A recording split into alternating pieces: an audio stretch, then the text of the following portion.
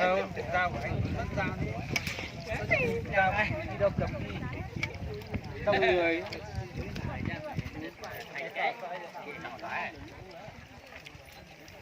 Con nữa nha.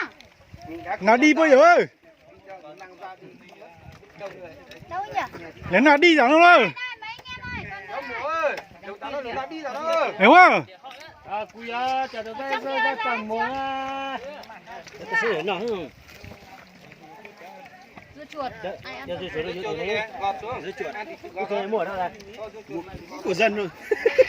Dưa chuột chắc không phải gọt đâu quá. Tao nếu mua được một ít của ông cháu đấy, ở kia.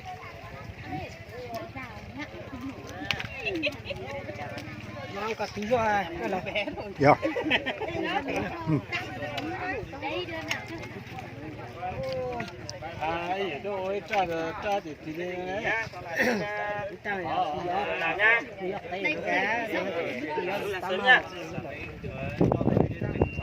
Ôi giời, lúc nào đi à? Lúc nào đi à?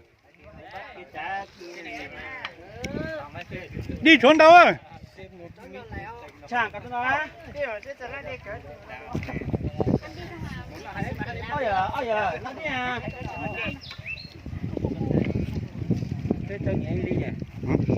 Cho người dân nghỉ nhé, là đến 1 giờ láng.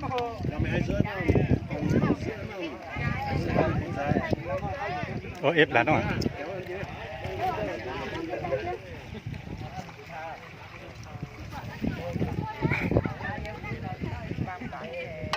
Ép là rồi thì 1h30 tôi nhót đây tôi lên mà ta cho bơ mà xuống. Từ tao nào đi mà. Đi trốn đâu à? Lúc nào đi à? Chả phụ mau à. Nào. Chúng mà kế mà. Kiếm một cái. Nào đi ăn anh ơi. À cái này Còn nó.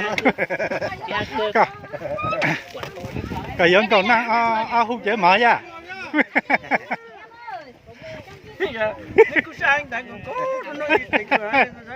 Cái giống còn năng hút chế mở.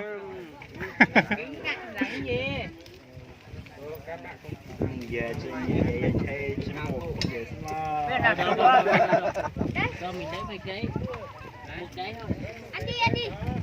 Nào mới bây giờ không. Chấp phụ nè, mà đi nào à? Chắc ai bảo với anh chị. Để chỗ mà.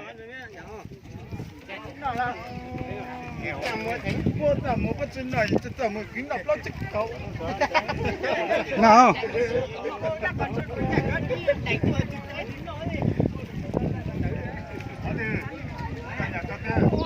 Tham thế là phải thấy là ăn mấy máy miếng này mà.